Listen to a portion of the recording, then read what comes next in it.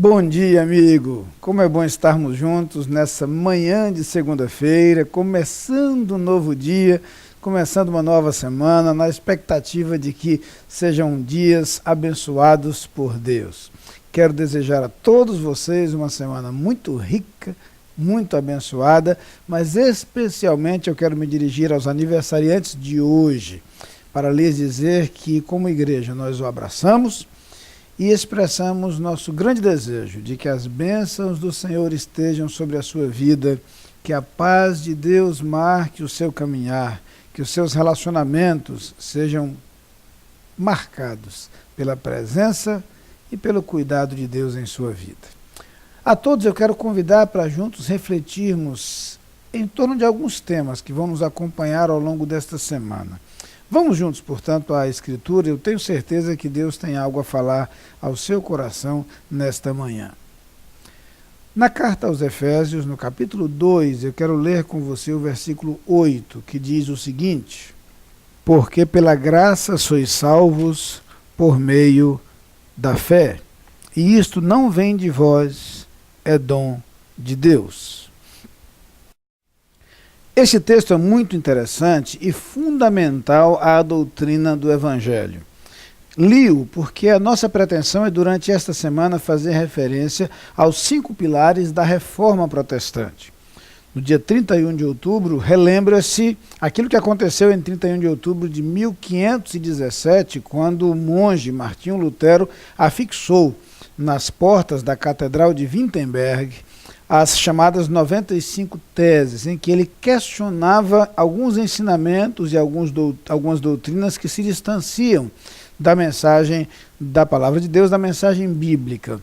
Os pilares da Reforma Protestante são os que gostaríamos de lembrar ao longo desta semana, e esse texto fala a respeito de alguns deles. Começaríamos justamente pelo princípio do sola gratia, ou só a graça. Sola gratia é a expressão latina para se referir a esta expressão de que unicamente a graça é um instrumento de salvação. Na verdade, esta é uma mensagem muito presente em todo o Novo Testamento por algumas razões. Quando o Evangelho surge em Jesus Cristo, ele é transmitido com a ideia de que Deus ama o homem e deseja perdoá-lo. Jesus ensina em parábolas como a da ovelha perdida ou do filho pródigo que o amor de Deus alcança e busca, resgatando aqueles que necessitam do seu cuidado. Mas, na verdade, desde o Antigo Testamento, nós já entendemos que, embora sejamos pecadores, Deus age misericordioso para conosco. E é por isso, por esse agir misericordioso, que nós não somos consumidos, diz Jeremias no livro das Lamentações. As misericórdias do Senhor são a causa de não sermos consumidos. Entendendo isso, nós vamos perceber que nosso pecado desagrada a Deus, mas não impede que Deus continue a nos amar. Então Jesus Cristo vem com a proposta do Evangelho, e o Evangelho traz a mensagem da salvação, do perdão dos nossos pecados, do relacionamento com Deus e da certeza da vida eterna. Isto é oferecido ao homem gratuitamente. E esta mensagem é fundamental ao Evangelho, a mensagem da graça.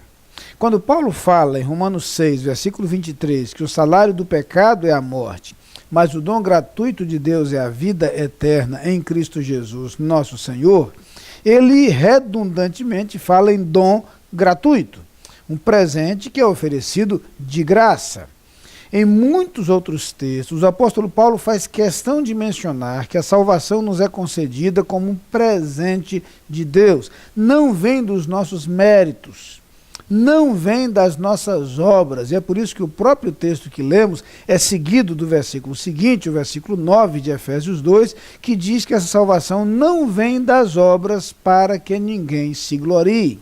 O ensinamento da salvação pelas obras, tão presente em várias propostas religiosas, é um ensinamento que contraria frontalmente a mensagem do Evangelho. Por isso, os reformadores resgataram do texto bíblico a declaração de que, pela graça, nós somos salvos. Muitas vezes o apóstolo Paulo fazia questão de explicar que a circuncisão não conquistaria a salvação, que as boas obras não conquistariam a salvação, que qualquer outro mérito humano não seria suficiente ou capaz de adquirir a salvação. Também que essa salvação não seria comprada. E, lamentavelmente, ao longo da história já houve quem vendesse ou o perdão dos pecados, ou as indulgências, ou terrenos no céu.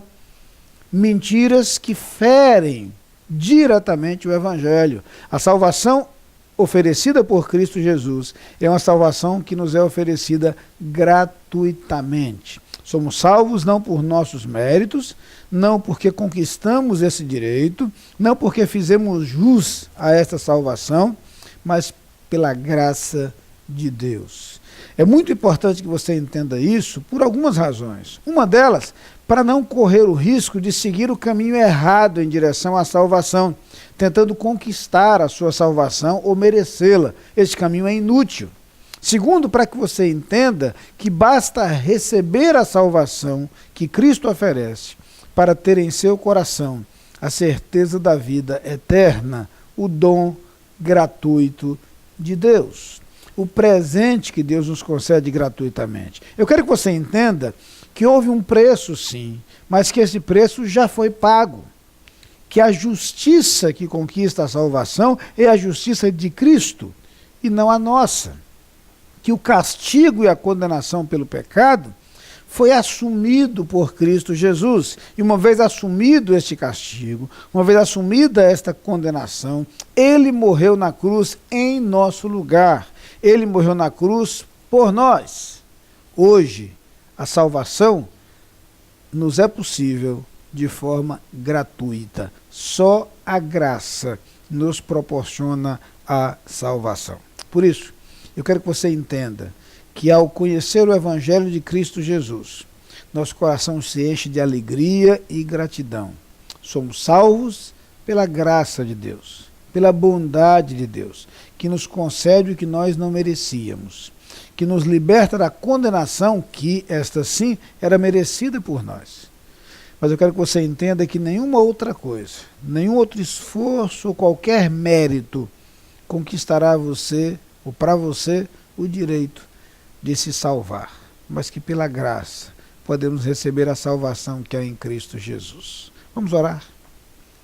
Pai querido, queremos agradecer a verdade clara nas Escrituras de que a salvação nos é oferecida por Cristo Jesus. Muito obrigado porque o preço foi pago por Ele. E uma vez pago este preço, nós temos hoje acesso a esta salvação como um presente teu. Que cada pessoa que nos assiste neste instante entenda esta verdade e, a partir desse entendimento, abra o seu coração para receber, pela graça, a salvação que nos proporcionas. Eu peço no nome de Jesus. Amém. Você é nosso convidado a participar das atividades da Igreja Batista da Capunga. No domingo, Escola Bíblica Dominical, às 9 e 18 horas. Culto, às 10 e 19 horas. Transmitidos ao vivo pela internet e pela Rádio Evangélica 100.7. Culto infantil e atividades para crianças de todas as idades.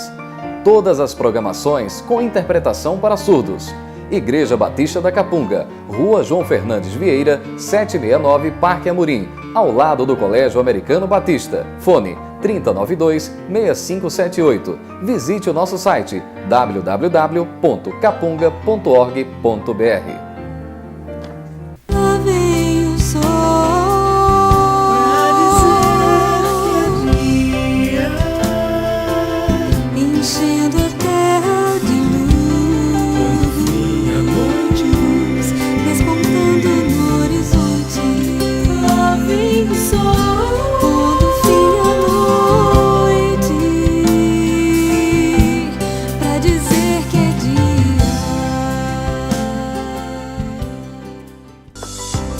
cada dia mais e mais pessoas estão participando do Dia Nacional de Ação de Graças? É uma data muito legal. É comemorada sempre na quarta quinta-feira do mês de novembro. Então por que você não acessa o site açãodegraças.com.br para conhecer?